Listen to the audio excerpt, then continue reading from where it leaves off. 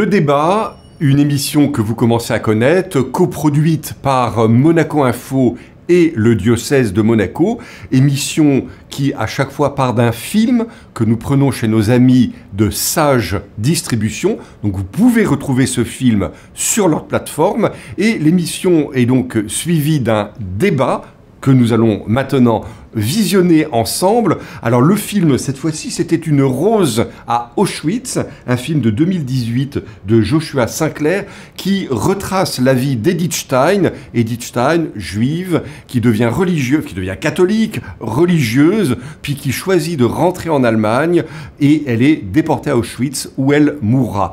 Un très beau film. Pour débattre de ce film sur le thème de les chrétiens face aux nazis, eh bien, nous avions deux très bons invités, tous les deux journalistes. Guillaume Zeller, journaliste Canal+, qui est venu parce qu'il a écrit un très beau livre, La baraque des prêtres, où il raconte la vie des prêtres qui ont été déportés pendant la Deuxième Guerre mondiale au camp de Dachau. Et puis, avec lui se trouvait Jérôme Cordelier, qui est rédacteur en chef au journal Le Point, qui lui a écrit un très beau livre aussi, L'espérance est un risque à courir, dans lequel il retrace des vies de chrétiens qui sont rentrés en résistance.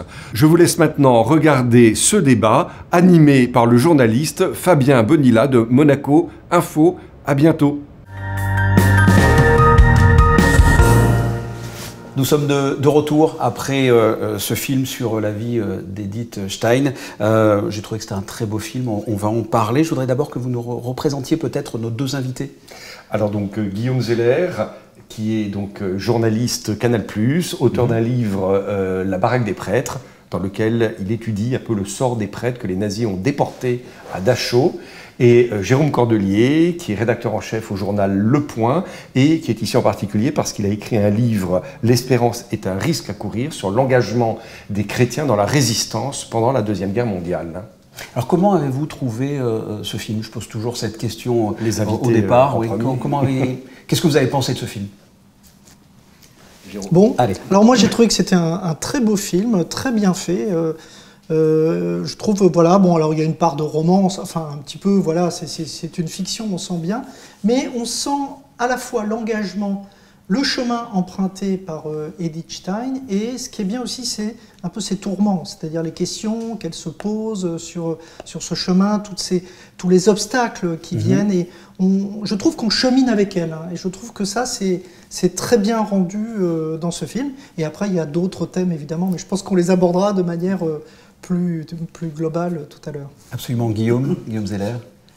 Moi, ma première réaction, elle est technique, j'allais dire. Je trouve qu'il est très bien réalisé. Oui. C'est un film qui a une très belle photographie. Je trouve que vraiment c'est extrêmement bien réalisé. Voilà, Il est assez récent, c'est 2018, je crois, de mémoire. De mémoire, c'est ça. Alors que sait-on de ce personnage qui n'est peut-être pas dans le film parce que c'est une personne, une gentille personne, une femme bonne, mais elle devient sainte. À quel point, effectivement, elle était importante pour la religion, peut-être au point de la transformer en sainte. Alors, c'est pas un parcours évident, hein, parce qu'on a des témoignages, par exemple, de ses camarades de classe, quand elle était jeune, et qui disent qu'elle se prenait vraiment pas pour rien. Ah, on le voit un tout petit peu dans le film, hein. Il y a un moment donné, il y a une scène avec la maîtresse, enfin la directrice de l'école, mais c'est rapporté par certaines de ses camarades en disant que Edith Stein, jeune fille, voilà, elle se prenait vraiment, elle avait compris qui elle était, et donc c'est ça aussi qui est beau dans ce cheminement, aussi, c'est de voir qu'il y a une espèce de dépouillement aussi. C'est une femme brillantissime, elle travaille avec les meilleurs philosophes allemands de son époque, la phénoménologie, je ne sais pas si vous vous êtes amusé à vous plonger dans des bouquins de phénoménologie.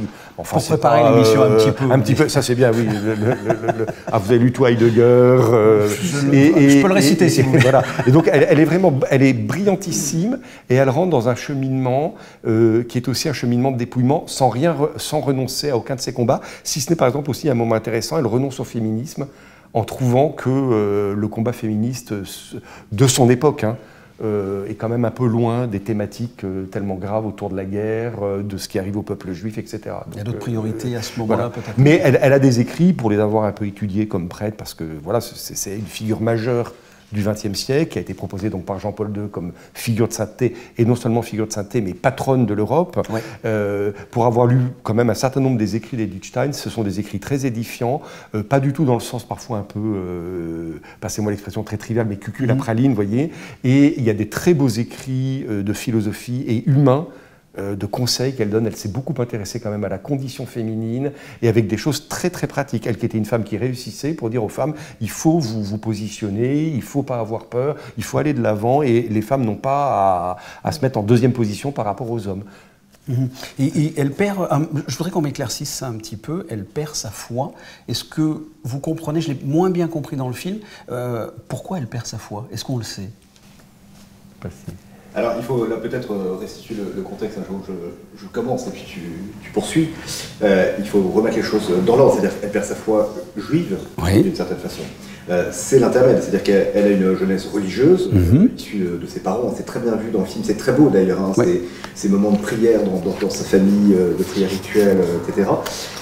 Et elle perd sa foi, j'allais dire, il y a plusieurs raisons, c'est aussi de l'époque, hein, en France on le sait très bien, mais en Allemagne, en tout cas dans l'empire allemand de l'époque, les courants philosophiques remettent tout en cause, hein, etc., tous ces mouvements et la philosophie, donc elle s'inscrit dans ce courant en tant que philosophe, et comme beaucoup, elle va être travaillée dans sa foi juive, et donc elle va faire ce choix rationnel.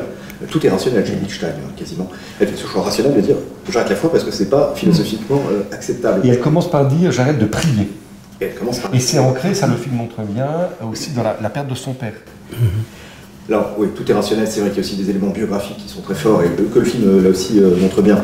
Moi je ne saurais pas expliquer les raisons de son. Comment dire, de son. Sa perte de foi, de son manque. Ouais. Mais ça s'inscrit quand même dans ce cheminement philosophique. Tout comme, d'une certaine façon, la raison va la ramener à la foi, chrétienne cette fois-ci. Mais on verra, si on a le temps d'échanger, que elle est profondément juive, y compris elle reste fondamentalement, y compris dans sa philosophie.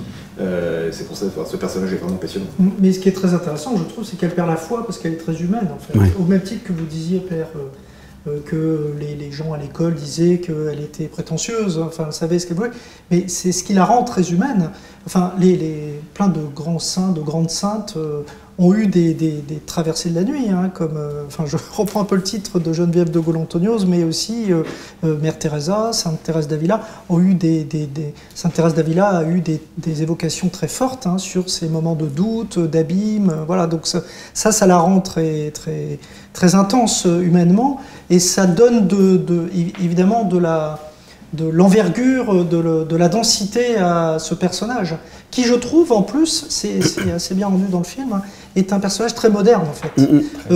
Parce que d'abord elle incarne ce cheminement entre le judaïsme et le christianisme, à une époque où c'était pas évident, hein, on est quand même très longtemps avant Nostra Aetate, hein, qui est cette déclaration qui a permis un cheminement de l'Église catholique vers justement nos frères juifs, hein, comme on dit quand on a promu Nostra Aetate.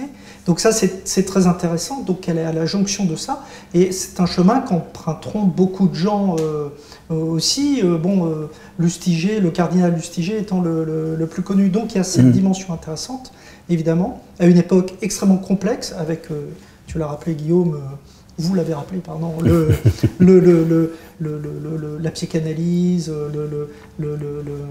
la phénoménologie, enfin la philosophie, voilà. Et puis deuxième élément que je trouve, vous l'avez évoqué, mais je trouve vraiment très saillant sur ce personnage, c'est son féminisme.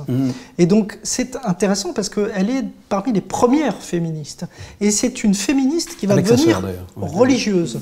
Et donc je trouve très intéressant qu'on parle, et c'est un débat qui est extrêmement actuel dans l'Église catholique, hein, sur la place des femmes dans l'Église catholique.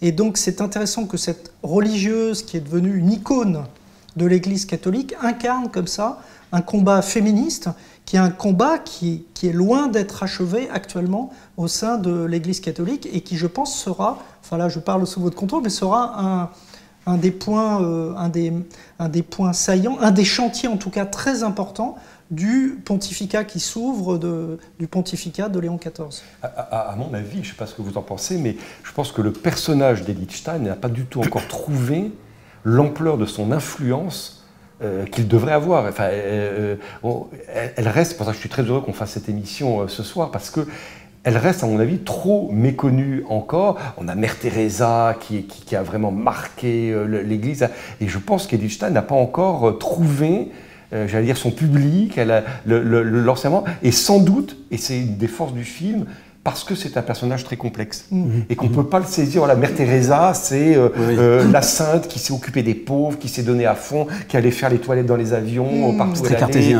C'était, voilà.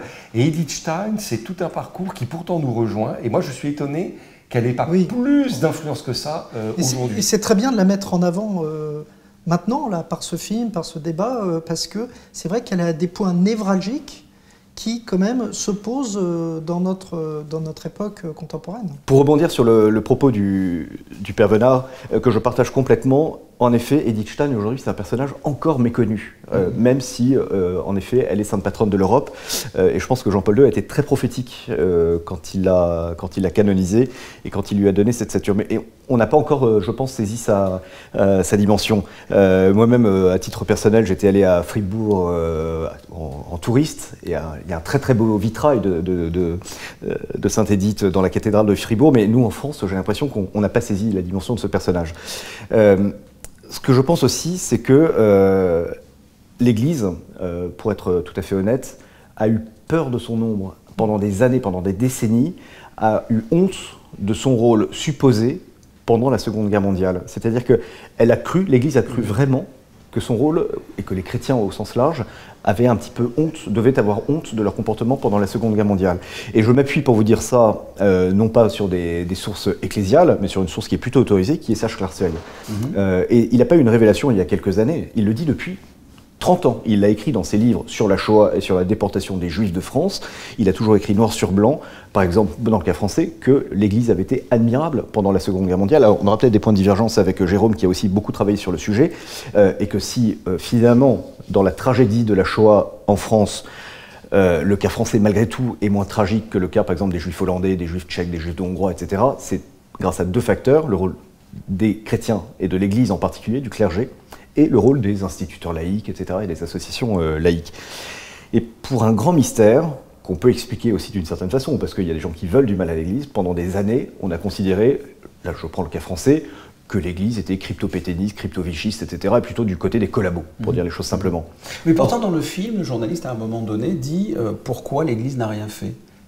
Oui, parce que cette théorie, elle continue à fonctionner, et elle fonctionne très bien. Confère le film de Costa Gavras, qui est remarquable d'ailleurs, Amen, qui est le décalque de la pièce Le Vicaire de Orhut, qui est des années 60 ou 70, je ne sais plus, qui a institutionnalisé le fait que l'Église avait fermé les yeux sur la Shoah, sinon protégé les génocidaires. Mais il y en a eu beaucoup d'ailleurs de martyrs chrétiens. Alors, justement, je voudrais revenir un petit peu sur ce qui s'est dit, parce que j'ai plutôt enquêté là-dessus.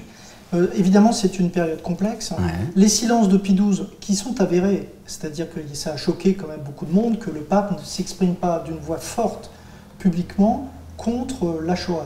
Alors, ce qui n'empêche pas que c'est évidemment beaucoup plus ambigu, complexe que ce qui est montré dans le film de Costa Gavras, qui est un film de propagande tiré qui était une propagande soviétique au début. Donc c'est plus complexe. Puisque, évidemment, il y a eu un travail sur les Juifs de Rome, il y a eu un prêtre capucin aussi, qui a été un des grands sauveteurs des Juifs à Rome. Donc c'est plus...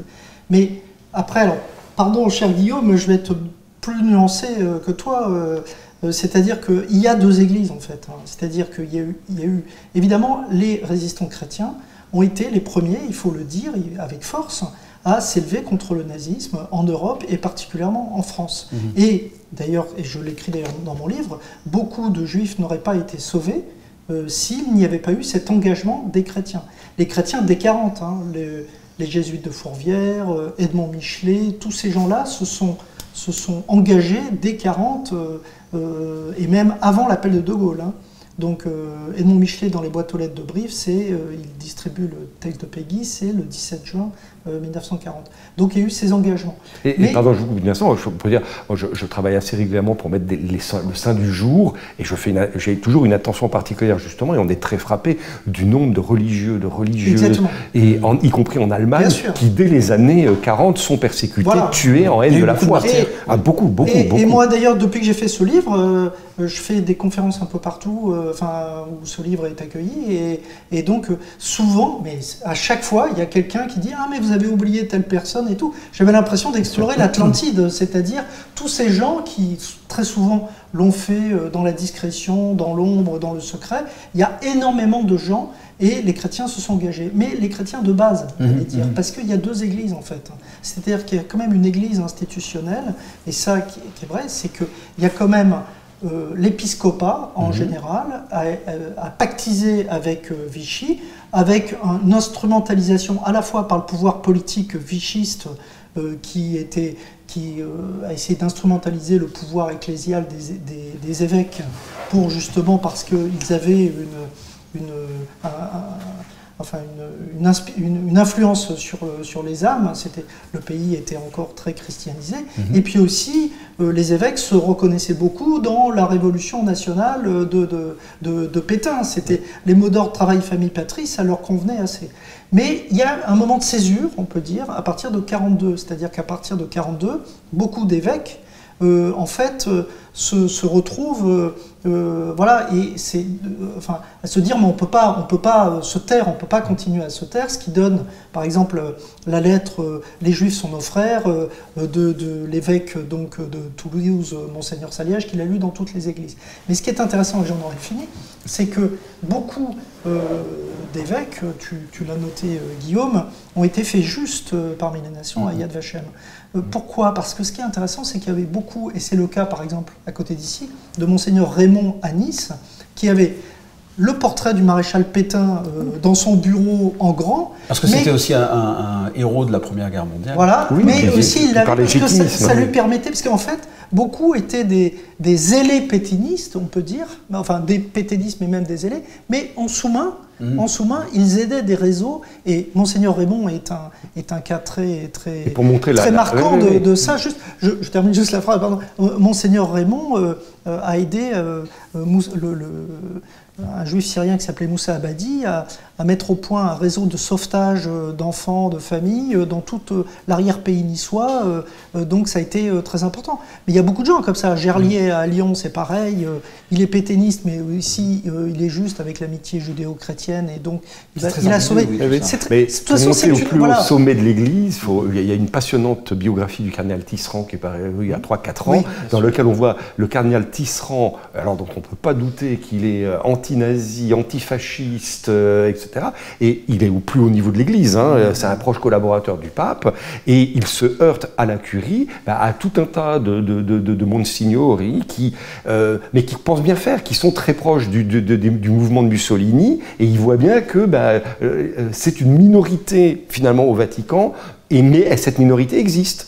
Mais alors, juste pour conclure, pardon Guillaume, une phrase, c'est juste ce qui est quand même aussi fou, c'est que on a occulté cet engagement chrétien dans la résistance pendant très longtemps, mais jusqu'à une période très récente. Moi, quand j'ai fait ce livre sur la résistance chrétienne, il y a certains historiens, ils me disaient mais il n'y a pas eu de résistance chrétienne, ça n'existe pas, voilà. C'était une goutte d'eau. Mais voilà, parce qu'il y a quand même une historiographie qui a été très longtemps dominée par des auteurs marxistes qui ont occulté cet engagement, ce rôle des chrétiens dans la guerre.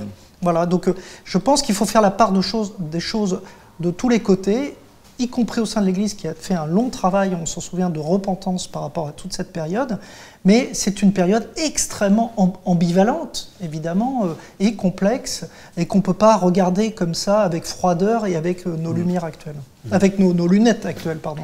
Alors moi, il y a un passage qui m'a quand même surpris dans le film, c'est que Edith Stein donc, perd la foi, elle part pour la Première Guerre mondiale comme infirmière, et elle retrouve la foi à la guerre.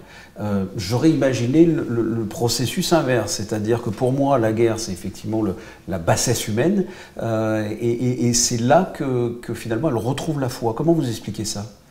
Il y a une phrase d'Élie de Saint-Marc qui est très juste sur la guerre, qui dit qu'il a vécu à la guerre l'abomination le plus bas de la violence humaine, de la laideur humaine, y compris du point de vue olfactif, c'est-à-dire que jusqu'à l'odeur de la guerre, c'est insupportable, et je pense que l'aumônier militaire qui est avec nous pourra en témoigner. Et il dit, c'est aussi à la guerre que j'ai vu la plus fine pointe de la noblesse humaine en termes de courage, de sacrifice, de désintéressement. Donc effectivement, je rejoins, la guerre est un phénomène atroce, évidemment, mais c'est aussi à la guerre, j'ai même pas fait mon service militaire, donc je vous en parle avec beaucoup d'humilité, c'est à la guerre qu'on voit les plus hautes vertus de l'homme. Donc pour moi, c'est pas incompatible. Et d'ailleurs, quand on prend en exemple le cheminement de beaucoup d'intellectuels français qui se convertissent pendant la guerre ou juste après la guerre, il y a un essor de conversion en France exceptionnel. Chez les artistes dada, chez les artistes surréalistes, chez les artistes juifs et des intellectuels. Beaucoup vont trouver la foi dans les tranchées. Blaise Cendrars perd la foi dans les tranchées, mais pour un Blaise Cendrars, vous en avez 10 autres qui vont trouver la foi dans les tranchées. Et pour ramener ça, par exemple, sur la question des camps, c'est un sujet qui m'a passionné à une époque, aussi bien d'ailleurs par rapport aux camps de concentration nazis que ensuite le goulag dans l'Union soviétique. Et vous avez les deux. Vous avez des gens qui, placés dans l'extrême cruauté et la déshumanisation de ces camps, qui sont faits pour, les nazis parlant des juifs disaient ein Stück, un morceau, une chose, une pièce. Eh bien, certains vont découvrir la foi au milieu de l'horreur, et d'autres, et je crois qu'il faut avoir beaucoup d'humilité et énormément de respect. Des milliers de juifs vont perdre la foi complètement. Ils ont vu l'horreur de l'horreur, ce que l'être humain est capable, et ils vont dire ne nous parlez plus jamais de Dieu. Dieu n'était plus là, Dieu était absent. Alors justement, alors attention, il y a les tranchées, il y a la Shoah. On est quand même sur deux problématiques différentes. Donc ça, c'est les grands propos, c'est Dieu est mort à Auschwitz. Je crois que c'est Habermas ou je ne sais plus quel est le. Jonas, merci beaucoup. Concept de Dieu. Mais d'ailleurs, dans le film, le journaliste le dit, mais Dieu n'était pas là, justement, dans les camps. Il était où à ce moment-là? Parce qu'effectivement... Alors attention, on parle des tranchées ou des camps. Pour moi, il y a deux... Mais vous savez, Geneviève de Gaulle-Antonios, qui a été déportée à Ravensbrück, a un texte magnifique là-dessus. J'ai mis dans mon livre, pardon de faire cette incise, mais où elle raconte justement ça, l'absence de Dieu, quand elle est dans sa baraque, et que tout d'un coup, évidemment, on se retrouve face à l'abîme.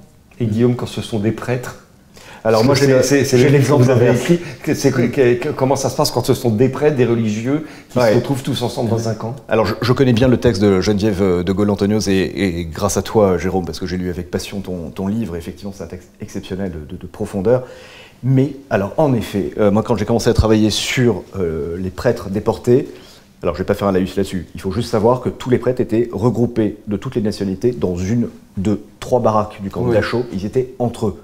Ce qui est un privilège. Avec une insigne particulière. Non, ils avaient le triangle rouge inversé, qui est de celui des détenus politiques. C'est ça. Et je me suis dit, bon, on va commencer à creuser ce sujet, qui est un beau sujet, et forcément, il va y avoir des moments pas très chouettes, pas très beaux, pas très nobles, etc. On va avoir des lâchetés, des compromissions, comment est-ce qu'ils ont fait, il va y avoir des capots, comment vont se comporter les capots qui sont choisis parmi les prêtres, etc. Alors, je ne vais pas faire de mystère, effectivement, moi je suis chrétien, donc je tiens à le dire si jamais on me soupçonnait de subjectivité, et je l'assume, mais néanmoins, le comportement des prêtres à Dachau est exemplaire. J'ai identifié une affaire, on va dire, c'est une affaire qui dure de 38 à 45, les premiers prêtres sont des Autrichiens et des Tchèques. J'ai identifié une affaire qui était lourde, qui est un vol de pain. Alors peut-être que ça nous paraît dérisoire, on a pris 2 repas aujourd'hui, etc. Pour nous c'est pas grand-chose.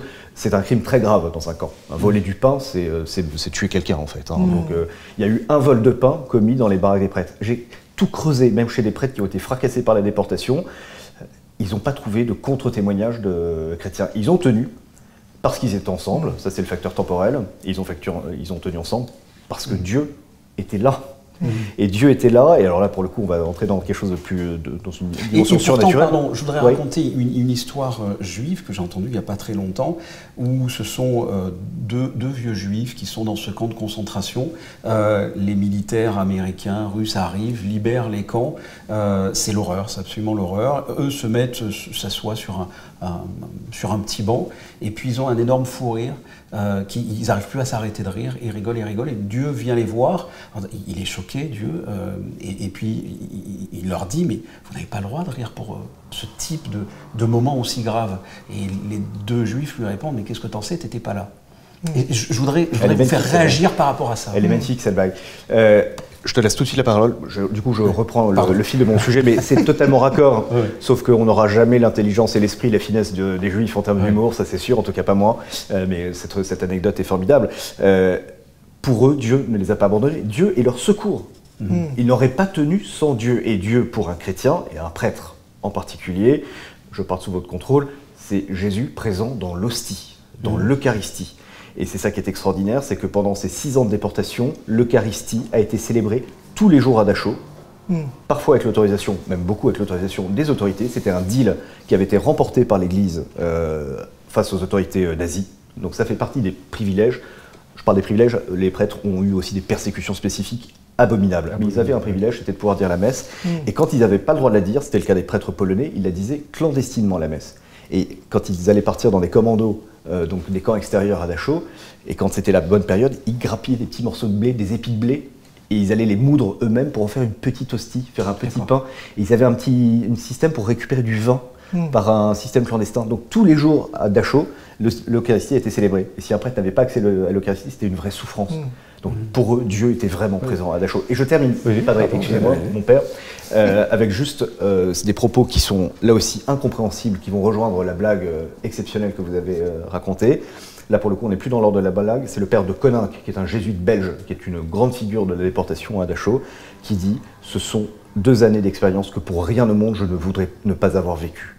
Et ils sont beaucoup de prêtres à leur dire « Pour rien au monde, j'aurais voulu ne pas faire cette expérience. » Et Dieu sait s'ils pesaient tous 35 kilos. Et pourtant, on y voit la bassesse humaine.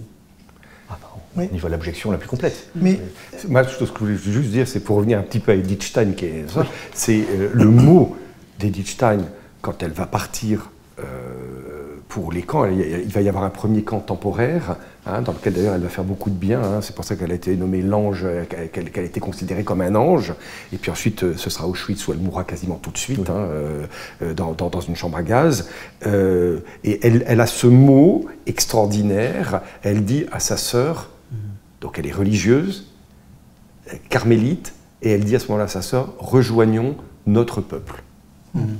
Et ça, c'est-à-dire, elle ne dit pas « je ne vais pas rejoindre Dieu, je ne vais pas rejoindre mes frères en humanité », elle dit « rejoignons notre peuple ». Et là, je trouve que c'est quelque chose de magnifique parce que c'est une religieuse carmélitaine avec ce qu'on sait désormais de sa foi, de l'approfondissement de sa spiritualité et au moment ultime du choix, parce que je pense qu'elle ne doute pas un instant de ce qui l'attend, c'est « je rejoins mes origines, je rejoins mon peuple ». Et ça, c'est un enseignement extraordinaire pour nous tous. Et je trouve que l'actualité, je reviens un tout petit peu en arrière par rapport à ce qu'on a dit, mais je trouve que ce serait dommage, dans le monde dans lequel on vit en ce moment, de ce lien avec Israël, avec le peuple juif. Là aussi, je pense qu'on n'a pas du tout encore saisi ce qu'Edith Stein peut nous enseigner dans notre manière d'aborder aussi. C'est compliqué aujourd'hui. Je crois que Jérôme a eu l'occasion d'interviewer il n'y a pas longtemps mon frère qui vit depuis 25 ans à Jérusalem, qui vient d'écrire un très beau livre où il essaye d'expliquer, de dire quelque chose. Qu'est-ce qu'un chrétien peut dire aujourd'hui de ce qui se passe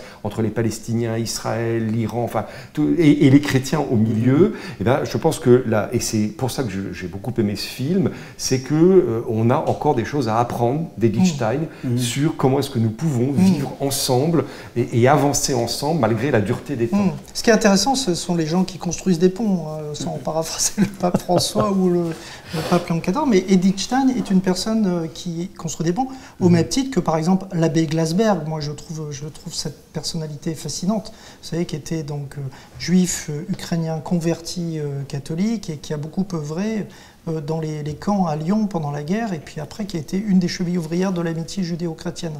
Donc ça, c'est un personnage, Lustiger, on en a parlé et tout.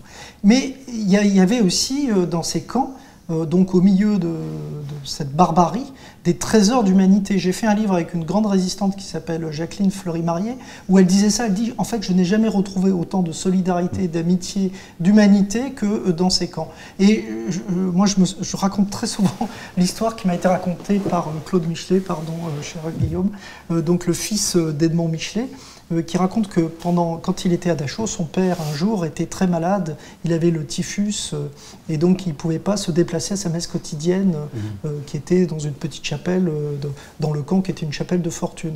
Et il était très ami avec un communiste qui s'appelait Germain Auboiroux, qui était un staliniste athée pur et dur, vraiment anti-Dieu, si on peut dire. Et ce communiste vient le voir et puis lui dit, écoute, comme tu es alité, que tu ne peux pas te rendre à ta messe, eh bien j'irai pour toi. Je serai cette sentinelle, c'est-à-dire que je ne dirai rien, mais je me tiendrai pour toi. Et je trouve que cette histoire, elle est absolument magnifique, parce qu'elle dit tout sur les camps, elle dit sur l'humanité, elle dit aussi, par exemple, sur la laïcité, puisque c'est quelqu'un, un adversaire de la laïcité et tout, qui se met au service de quelqu'un. Ils n'ont pas les mêmes croyances, mais ils se respectent l'un de l'autre jusqu'à se soutenir dans les croyances de l'un et l'autre. Et ça, je trouve que ça, c'est notre rôle d'humain à chacun. Et vous, mon père, en tant qu'homme d'église, quand on parlait de Dieu n'était pas là à ce moment-là, qu'est-ce que vous dites aux personnes comme ça qui ont des doutes, notamment parce qu'on parlait, vous avez évoqué l'Ukraine, vous avez parlé d'Israël. Dieu est où en ce moment? Parce qu'il n'est pas en Ukraine, il n'est pas dans le Moyen-Orient. Qu'est-ce que vous dites à ces personnes qui, comme moi, sont très terre à terre et se disent c'est pas possible qu'un Dieu puisse laisser faire ça. Il peut ouvrir la mer en deux, il peut transformer l'eau en vin, mais par contre il ne peut pas arrêter un dictateur fou furieux. Alors, il faut les réponses à deux niveaux. Une première... moi, c'est l'église pour les nuls. Hein, ça dépend un peu de la conception de Dieu que vous avez. Beaucoup de gens se posent cette question. Elle est fondamentale. Il faut éviter la conception d'un Dieu machine automatique à distribuer des boissons, si vous voulez. Dieu n'est pas un distributeur automatique de boissons, c'est pas je mets une pièce et j'obtiens de Dieu ce que je veux. Donc ça, on se trompe complètement, Dieu est tout autre, il sort complètement de nos... Et après, je vais vous faire une réponse peut-être un peu plus profonde de quelqu'un qui a vécu effectivement des moments parfois un peu doux, même très douloureux. Oui, parce que vous avez coécrit un livre ensemble sur votre passé de la guerre, d'aumônier militaire. Ouais. Je crois qu'il faut avoir beaucoup d'humilité face à ce genre de questions. Il n'y a pas de réponse toute faite. Je me suis moi-même posé la question parfois de où était Dieu. Alors j'ai une réponse d'homme de foi, quand on a la chance d'avoir la foi, et j'ai souvent pu retrouver Dieu quand je rentrais chez moi, dans ma chapelle, en me mettant face au Saint-Sacrement, et là vous pouvez tout lâcher dans une espèce de confiance, de foi, et puis vous trouvez Dieu, et ça a été dit très bellement par nos deux invités, vous trouvez Dieu dans l'homme, parce que Dieu s'est fait homme, et vous trouvez Dieu et parfois dans des situations les plus extrêmes, parce que Dieu s'est fait homme. Et si je reconnais en chaque homme quelque chose de Dieu, alors je peux rencontrer Dieu dans ces éléments de solidarité. Et la guerre est la chose la plus atroce du monde, et en même temps, elle peut donner lieu, en effet, ça peut paraître une banalité, mais je vous assure que quand on l'a vécu, vous savez aussi que c'est le lieu aussi des extrêmes de bonté, des extrêmes de... On ne perd pas, on peut pas perdre sa foi comme vous, qui avez été aumônier militaire, qui avez vu des choses difficiles. Non, on perd pas la foi, je crois. On n'a pas de doute. Si, on peut à certains moments, comme le fait Edith Stein, à un moment donné, on peut se dire, là, je décide qu'il y a quelque chose, je ne peux plus adhérer, je décide, je prends cette liberté de dire il y a un incompréhensible, mais ça ne veut pas dire qu'on a perdu la foi. Ça veut dire qu'on n'est plus capable de l'exprimer d'une certaine manière. Juste pour rebondir sur ce que vous dites, Père, moi j'ai terminé mon livre par cette invocation, parce que j'étais à Yad Vashem. Donc à Yad Vashem, ce qui est très intéressant, c'est qu'on voit ces croix des justes avec énormément de chrétiens. Moi je notais, je me dis, oh là, encore un chrétien, et des gens totalement inconnus. Et donc, ça redonne de l'espoir. Et dans ce lieu, le pape François, donc premier pape non européen, donc à ne pas avoir connu directement la Seconde Guerre mondiale, enfin en tout cas sur le continent européen, a fait un discours absolument admirable qui est la poursuite de exactement ce que vous dites, où il dit cette phrase de la Genèse, où es-tu Adam? Et donc dans ce lieu, ça avait pris un écho absolument magnifique, où es-tu Adam? Parce que vous posez la question, où est Dieu? Mais il faut se demander, où sommes-nous? Où est l'homme? Où est l'homme dans cette barbarie? C'est-à-dire, c'est à chacun de se poser la question. C'est pas une entité abstraite comme ça qui va se dire. Oui, mais quand on c'est à chacun de se dire l'homme à son image. Mais qu'est-ce qu'on fait chacun? C'est-à-dire, il suffit pas d'être en Ukraine ou en Israël. Il faut savoir qu'est-ce qu'on fait chacun à son petit niveau, à sa petite échelle, pour faire avancer l'humanité et puis pour faire qu'on devienne des remparts un peu à la barbarie, quoi. Oui, pardon, j'aurais voulu être la troisième voie à votre question qui est fondamentale et que je crois on se pose tous, un prêtre, un journaliste, un autre journaliste, et que je me suis posé évidemment. Je vais être très personnel dans ma réponse, parce que je pense avoir trouvé un élément qui permet d'avancer sur cette réflexion-là, parce que Dieu s'est fait homme. Déjà j'ai mis du temps à le comprendre, parce que quand on réfléchit au mystère de l'incarnation, c'est fou. et parce que Jésus a souffert l'épouvante. Il a partagé tout ça, en fait. Donc c'est pas Zeus sur l'Olympe qui voit tout ça et qui, en effet, distribue, etc. C'est Jésus-Christ qui, l'espace de 3 jours, du jeudi saint, non même pas, oui, du jeudi saint au samedi, à la nuit du samedi, on va dire au vendredi saint. Allez, si on essaie d'être concret, 48 heures à peu près, va être trahi par un peuple qui l'a acclamé, va être calomnié, on va l'embrasser pour le dénoncer. Trahi par ses meilleurs amis. Trahi par ses meilleurs amis, abandonné par ses meilleurs amis, à Gethsémani, par Saint-Pierre, fouetté, on va lui cracher dessus, on va se moquer de lui, on va lui faire boire du vinaigre, on va le clouer sur une croix, enfin, vous voyez le linceul de Turin, vrai ou pas vrai, peu importe. En tout cas, c'est l'icône extraordinaire. Le nombre de coups de fouet que subit Jésus. Donc, en l'espace de 48 heures, il a souffert. Alors, évidemment, on voit Daesh fait la même chose. Il y a des victimes de Daesh qui ont souffert autant que Jésus-Christ, physiquement, biologiquement. Mais il a tout encaissé, lui aussi. Il est passé par là. Alors, je ne sais pas si ça répond à tout, mais quand moi, à titre personnel, je peux traverser une épreuve, et quand surtout des grands témoins ont vécu de vraies épreuves épouvantables, etc., je pense que c'est... Et je pense que les prêtres de Dachau ont ça aussi. C'est-à-dire qu'ils avancent parce que Jésus-Christ est passé par là avant eux. Et c'est pas complètement, à mon avis, anodin. Et là, on entre là aussi dans une réflexion plus spirituelle, que les nazis se déchaînent en blasphème dans les camps. On brocarde le Christ. On prend des déportés, on leur met du barbelé autour pour faire comme une couronne d'épines. On prend les chapelets, on les met dans les toilettes. Ils ont compris, les nazis, je pense, qu'ils avaient dans l'Église catholique, qui n'est pas la petite sœur des Juifs, qui en fait sont des cousins des Juifs. On est cousins des Juifs, c'est encore plus beau. On est tous issus de la même branche, et là, je connais un autre père Venard qui le dit beaucoup mieux que moi. Ils ont compris qu'ils avaient, dans le judaïsme et dans l'Église catholique, les adversaires irréductibles de leur mal intrinsèque.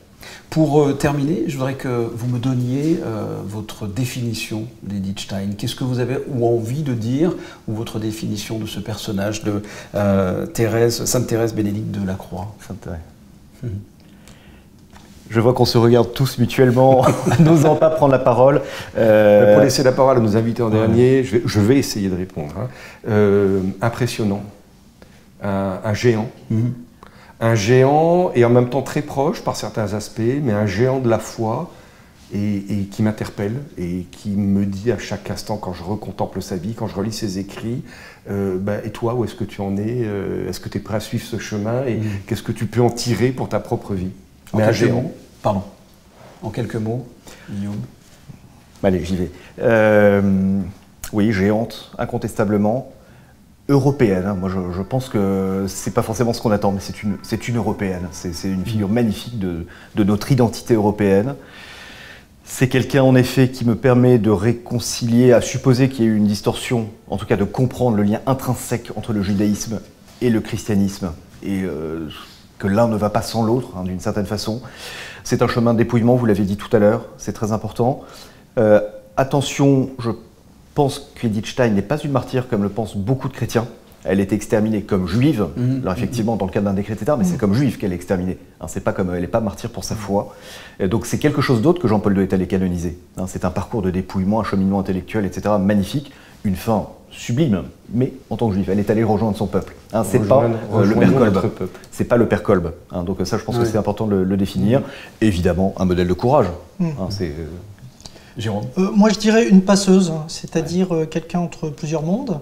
Donc le judaïsme, le christianisme, la philosophie, la psychanalyse, enfin tout ce un être un peu comme ça, kaléidoscopique, si on peut dire, qui après se dépouille pour trouver un chemin, et quelqu'un de très moderne, je le dis encore, l'Europe, le féminisme. Donc ce sont des combats qui sont très actuels, très contemporains, et donc c'est souvent le cas avec les grandes figures comme ça spirituelles, pas seulement les saints chrétiens, les saints catholiques. Il y a énormément de figures spirituelles, même athées. Il y a des figures spirituelles athées. Ce sont des gens qui rayonnent surtout et qui sont sur des points névralgiques de notre époque, et donc qui incarnent quelque chose. De temps en temps, on ne les remarque pas, mais ils incarnent à un moment donné. Et il montre un chemin. C'est à chacun de s'interroger à partir de cet exemple, ce témoignage qui est donné en fait.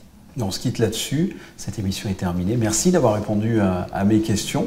Nous, on va se retrouver, Christian, l'année prochaine, à la rentrée, avec d'autres films, d'autres thématiques. Je vous souhaite de passer un excellent été et puis la suite de vos programmes sur Monaco Info. À très bientôt. Au revoir.